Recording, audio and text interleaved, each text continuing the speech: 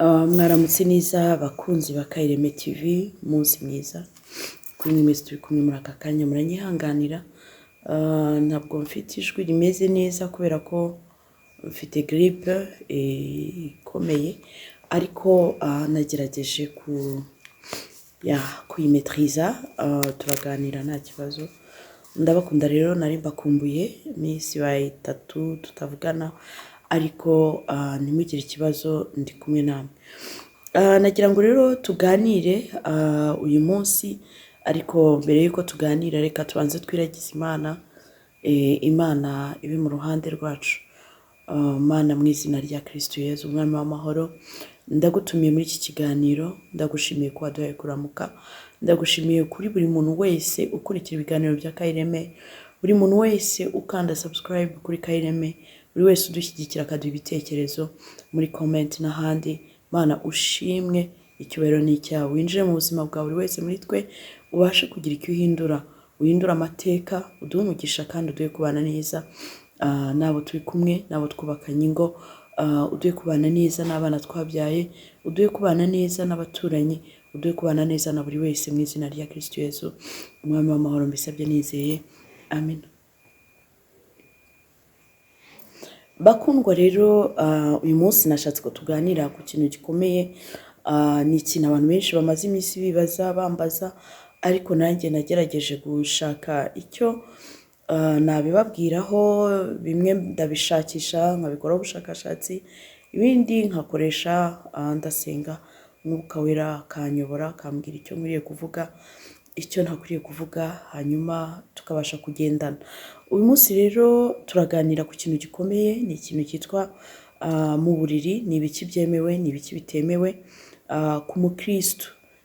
Ku mukristo ibyiza se ni ibihe, ibitari byiza ni ibihe?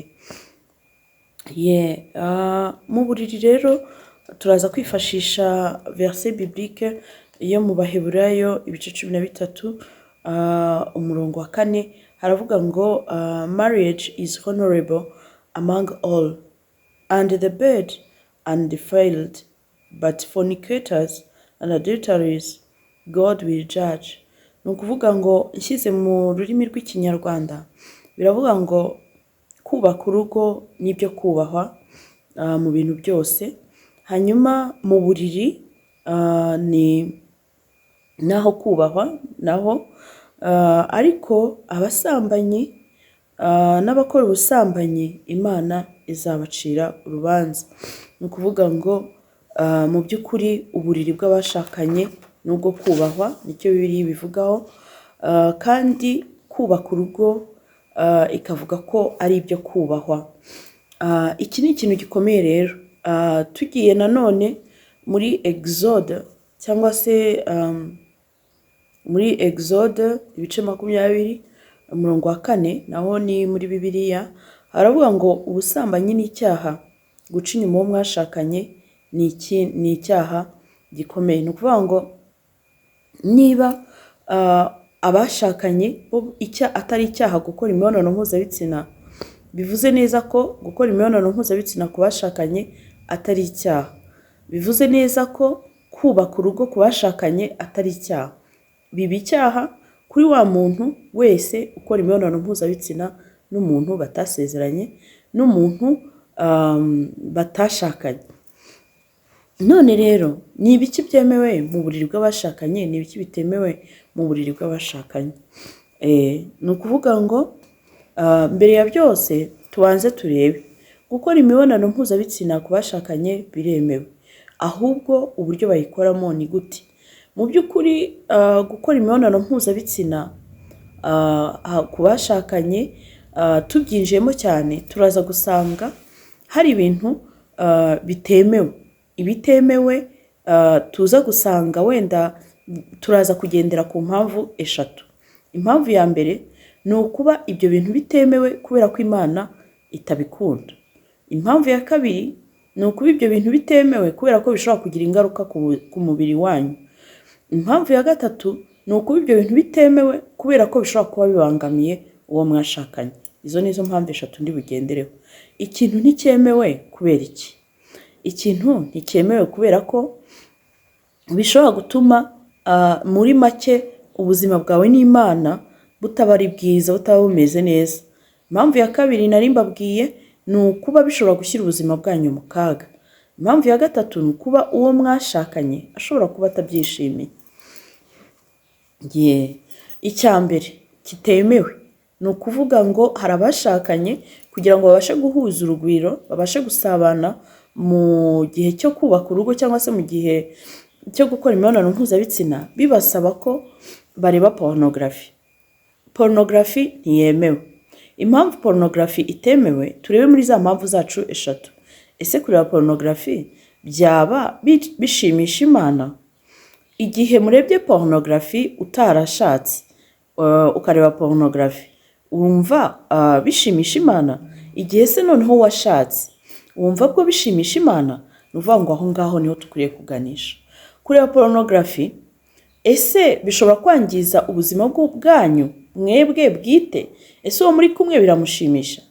Ndagira ngo nkwereke impamvu kureba porunogarafi hagati yanyu mwembi abashakanye ngo ni ukugira ngo bibexite cyangwa se bitume mubasha gukora iyo mibonano mpuzabitsina atari byiza. Impamvu ya mbere ni iyi: umuntu iyo arebye porunogarafi atangira kumva muri we ibindi bintu, kwiyumvira ikindi kintu kizamura libido ye ku buryo yumva agomba guhita akora imibonano mpuzabitsina ako kanya.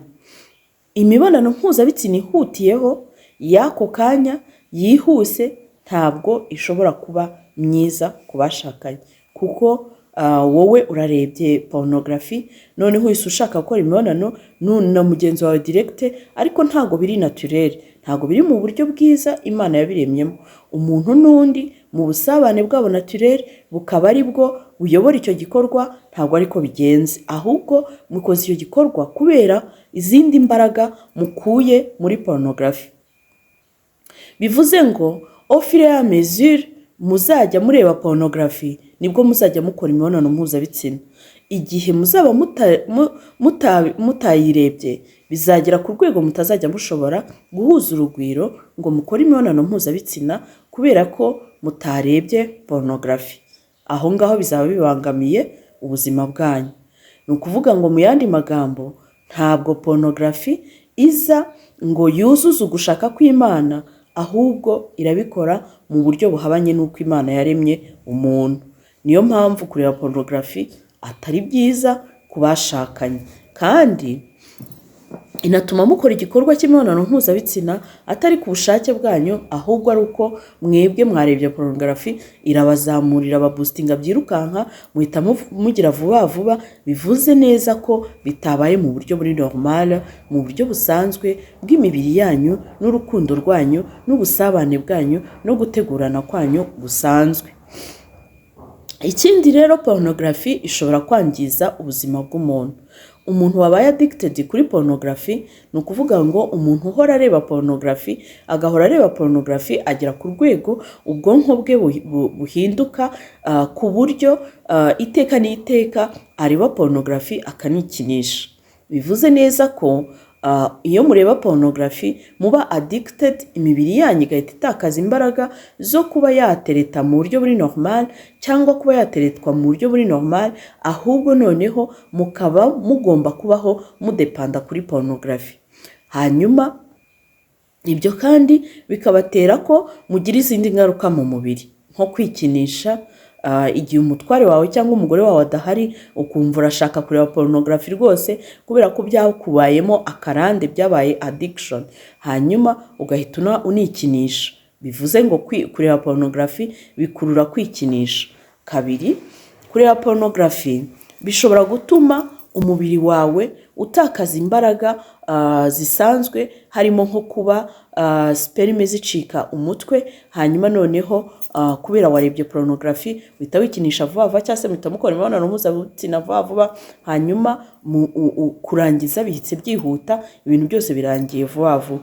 Uko birangira vuba vuba niko n'uwikinisha vuba vuba amera, hanyuma ntakazajya atuma igikorwa gitinda, ntakazajya atuma intanga zigira imbaraga, ahubwo byose bikahuriramo bikaba ikibazo. Ku ruhande rw'Imana rero, ese Imana yishimira porunogarafi? Turebe uburyo porunogarafi iba yarakinwe.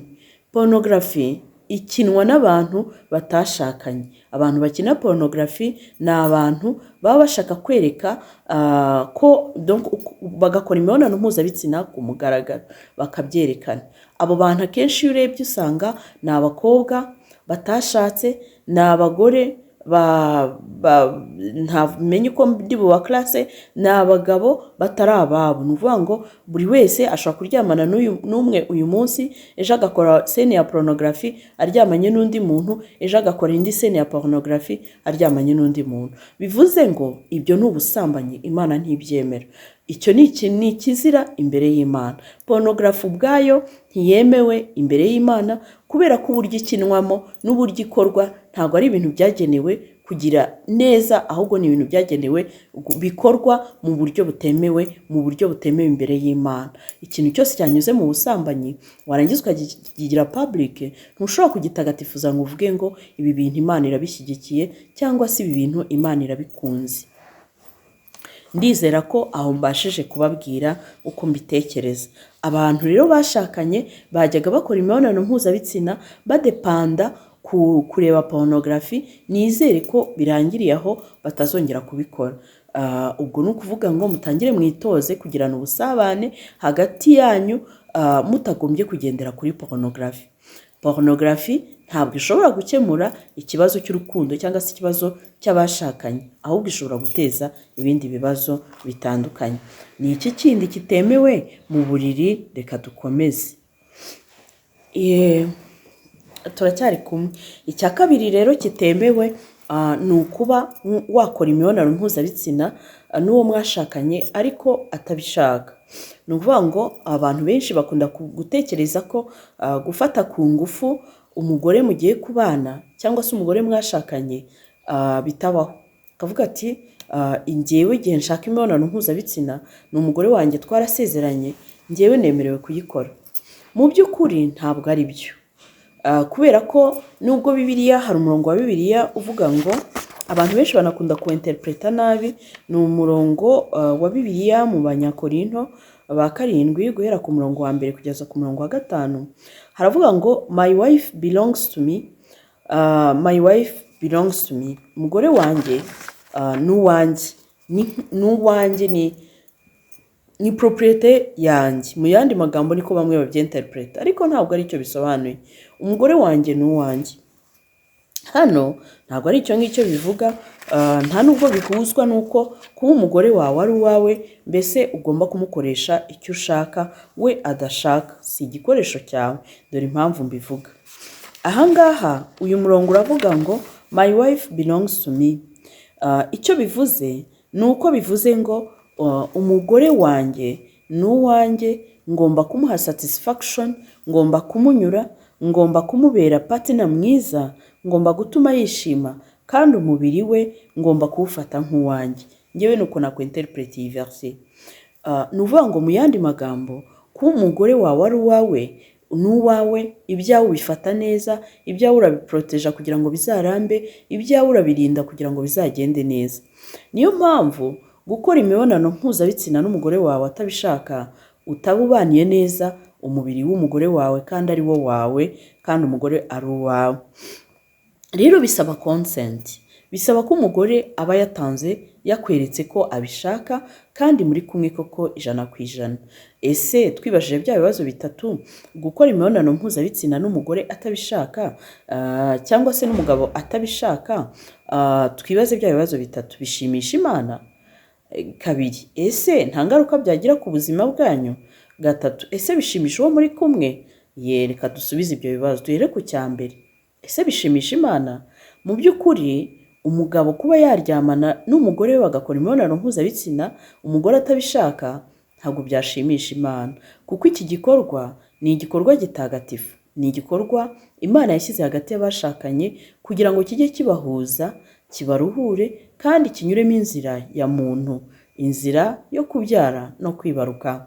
Igihe rero umugore n'umugabo bakoze iki gikorwa neza bishimye, kivamo umwana w'umugisha, kivamo umwana w'urukundo, kivamo amahoro muri urwo rugo, kivamo umunezero. Ariko igihe bagikoze batishimye, ni hahandi umugore akoze imibonano mpuzabitsina atishimye, umugabo amufashe ku ngufu, umugore ntabwo ashobora gusama inda yishimiye. Icyo gihe n'inda asamye ayisama atayishimiye. Niba igiye kuba byose ntabwo abyakira n'imbaraga n'ubushobozi bwo kubasha kubana nabyo. Ni ukuvuga ngo aho ngaho bishobora kuba bibangamiye umugambi w'Imana. Nta nubwo ari bishobora gusa, ahubwo birawubangamiye. None se kuryamana n'uwo mwashakanye atabishaka ari nko ku ngufu byaba bitera ingaruka ku mibiri yanyu? Yego. Igihe ukoze imibonano mpuzabitsina n'umuntu atabishaka hazamo no gukomereka, nubwo ibikomere bishobora kuba bitagaragara cyangwa se bidapimishwa ijisho, ariko ntihaburamo kuzamo gukomereka, kuko umugore arategurwa. Muri kwa gutegurwa mu buryo buri normal haza ububobere. Bwa bubobere nibwo butuma umugore abasha kumva afite imbaraga n'ubushake bwo gukora ya mibonano mpuzabitsina no kwakira umugabo. Igihe rero bitagenze gutyo, ntabwo umugore aba yateguwe, bwa bubobere buri butegura inzira umugabo ari bunyuremo ntabwo bwongera kuboneka, bityo bikaba ku gahato, bigakorwa ari ugutsima, batsima ku mubiri, umubiri ukaba wacika ibisebe. Ibyo rero nabyo tubona ko bibangamiye umubano mwiza w'abashakanye, ariko kandi bikaba binabangamiye imibiri y'abashakanye. Ese byaba bifite ingaruka ku wo mwashakanye? Yego. Uwo mwashakanye ntabwo yishimiye ko umubiri we uwufata nk'igikoresho ushaka, udepoza uko ushatse, udisipoza uko ushatse. Igihe cyose ushatse kumufata ugafata, igihe cyose ushatse kumukoresha icyo ushaka ukagikora. Ibi bintu ni igikorwa ngirana, gisaba ko mwembi muba mufite consent, mubishaka, kugira ngo umwe yorohereze undi kugera ku byishimo n'undi yorohereze undi kugera ku byishimo, agufashe nawe umufashe, mubashe mwese kugera ku byishimo. Iyo bitagenze bityo, bivamo ko wa wundi wabikoze atabishaka bimugiraho ingaruka zo kumva rimwe na rimwe anakuzinutswe, cyangwa se kumva atagushaka kubera ko utamwubaha, utamuha n'agaciro. Abadukurikiye mugerageze kwibuka icyo kintu. Erega iyo umugabo afashe umugore we ku ngufu aba ari barihenda, kuko iyo umugore akoze imibonano mpuzabitsina ku bushake, mubishaka mwembi, bituma anagufasha kugira ngo wishime cyane. Ese wakwishimira gukora imibonano mpuzabitsina utari bwishimire? Ni ukuvuga rero aho ngaho nizere ko abadukurikiye buri wese yagerageje kubyumva kandi akabyikuramo, ntiyongere kubitekerezaho nk'uko ntiyongere kuzakora iyo erreur yo gufata umugore wawe, yo gufata umugore we ku ngufu kubera ko amurusha imbaraga, akamukoresha imibonano mpuzabitsina kubera ko Imana yamumuhaye kandi umugore aruhuya, kuko wamukoye ntabwo bikwemerera yuko ugomba gufata umubiri we ngo ukoreshe uko ubyumva, ahubwo ugomba kubaha umubiri we nk'uko wiyubaha, ukamukunda nk'uko wikunda, mbese ukamukorera ibyiza nk'uko nawe abigukorera. Hari ikindi rero nifuza ko tureba. Hari ikibazo abantu bibaza ku position zemewe mu buriri ni izihe. Ku kijyanye na position ndetse no ku kijyanye n'imibonano mpuzabitsina igiye muri anus, nayo ndashaka ko tuyivugaho. Ubwo muri make icya gatatu kitemewe ni imibonano mpuzabitsina mu kibuno. Umugabo n'umugore bashobora kubana, ariko ugasanga umugabo afite tendance yo gukora imibonano mpuzabitsina mu kibuno. Ese twibaze bya bibazo bitatu. Ibi bintu byemewe n'Imana? Kabiri, ese nta kibazo byateza imibiri yanyu? Gatatu, ese uwo mwashakanye arabyishimira? Urakoze cyane. Reka duhere ku cya mbere. Gukora imibonano mpuzabitsina mu kibuno cyangwa se muri anus, mu by'ukuri ntibinezeza Imana, kuko turebye muri Bibiliya tukareba igihe abantu b'i Sodomu na Gomora Imana yabarimbuye nta yindi mpamvu uretse gukora imibonano mpuzabitsina mu kibuno, abagabo ku bagabo, cyangwa se noneho n'ubutinganyi, n'abagore bakajya ku bagore. Ese mu by'ukuri Imana yari inaniwe kubahanisha ikindi gihano niba itari ibabajwe n'ibyo bintu bakoze? Ariko Imana yari ibabaye cyane. Muri uwo mubabaro wayo byatumye ifata icyemezo, irabarimbura, ibarimbuza amazi menshi, umwuzure, barashya barashira. Ndifuza ko rero nawe ubitekereza, ukamenya neza ko bitashimisha Imana gukora imibonano mpuzabitsina muri vuba bitagenewe. Ntibyagenewe muri anus. Ese muri anus hakoreshwa iki? Mu kibuno hanyura iki? Mu kibuno hanyura umwanda. Umwanda unyurayo umwanda unyurayo ni umwanda usohoka ukajya muri toilette. Imagine rero kuba ariho muri kunyuza inzira y'imibonano mpuzabitsina, ibitsina biri sacré, ibitsina byagenewe kubaka urugo bikanabyara abana. Aha rero ntabwo ari byiza kuba mwabikora gutyo kuko atariyo nzira Imana yahisemo. Ndifuza rero yuko ako ngako mukumve kandi mubashe kugakonsideringa. Reka noneho turebe, ese byaba bibangamira imibiri yanyu? Yego, birayibangamira, kuko kumva uri gukora mu kibuno cy'umuntu hanyuma mu myanya ye mu gitsina cy'umuntu, hanyuma noneho hakaza umunuko, wa muntu muri kumwe mwembi birababangamira. Noneho byagera ko imibonano mpuzabitsina yo muri anus iteza uburwayi. Uraponyoka mu kibuno, noneho ugatangira kujya, igihe ushatse gukora kaka bikajya byizana, washaka kwituma bikizana, ukazashiduka usigaye wambara pampers kugira ngo ubashe kujya mu bantu. Ni ukuvuga ngo ukibinda kugira ngo ubashe kujya mu bantu. Ese ibyo bintu urumva ari byo wakwifuza? Hari izindi ndwara z'ubuzima umuntu arwara, hari indwara zitandukanye z'ubuzima zidufata nta ruhare twabigizemo, ariko se dukwiriye no kwikururira n'izindi ndwara twagizemo uruhare? Ibyo byose rero na za hemorrhoide rugeretse ni bimwe n'ama-infection ndetse n'uburwayi bwa virusi itera sida, ni bimwe mu bishobora guterwa nuko umuntu akora imibonano mpuzabitsina hariya mu kibuno. Umugabo rero cyangwa umugore kuba yabikorera, kuba umugabo yakora imibonano mpuzabitsina akayikorera mu kibuno, agashyira igitsina cye mu kibuno cy'umugore, bibangamira n'umugore. Ubwo ni ikibazo cya gatatu tugiye gusubiza. Tumaze kubona ko bibangamira Imana, tubonye ko bishobora guteza uburwayi imibiri yanyu, turebe noneho no ku ruhande rw'uwo mugiye kuyikorana. Umugore ntabwo ashobora kwishimira ko ushyira imibonano mpuzabitsina mu rundi rwego itagenewe, ugashyira mu kibuno mu gihe we afite vagin yabugenewe kandi ishaka gukora imibonano mpuzabitsina, inategereje ko umukorera iyo mibonano mpuzabitsina, ariko wowe ukajyana mu kibuno. Mu yandi magambo, wa munezero yaragutegerejeho ntawe ari bubone. Kabiri, umunuko uri buze mu kibuno cye araza kumva ari uncomfortable, biratuma ataba comfortable kubera ko ari kumva hari umunuko wa kaka ugenda muri ariya mara, muri rura runini ujyamo usohora imyanda. Ubwo mu yandi magambo urimo uramutera kumva atari comfortable muri icyo gikorwa. None abikora uzabikora kangahe? Ese azakwishimira? Oya, bigeraho noneho akaba addicted, akumva arakwanze bikamuvamo. Ni ukuvuga rero ndifuza ko abantu badukurikiye utwo tuntu mutuzirikana. Ntuzajya utekereza ngo ese iki kintu ni cyiza, jya utekereza kuri mugenzi wawe, unatekereze ngo ese Imana irabyishimiye, unibaze ngo ese byaba bifite ingaruka ku buzima bwanjye cyangwa ku buzima bw'uwo twashakanye. Hari akandi kantu rero nshaka ko tureba. Hari akandi kantu nifuzaga ko tureba ku ruhande rumwe rundi, aho buri wese yagakwiriye kubyibazaho. Akandi kantu rero ku bijyanye n'amaposition, ni izihe position zemewe, ni izihe position zitemewe? Ku bijyanye na position ni mwe muzihitamo, ariko ufite consentement y'uwo muri kumwe, y'uwo mwashakanye. Ni ukuvuga ngo nta kintu kimwe wemerewe gukora mutakivuganyeho, atagikunze, atacyishimiye. Igihe akweretse ko icyo kintu atacyishimiye cyangwa atagishaka, jya ukireka ukore gusa ibyo yishimira.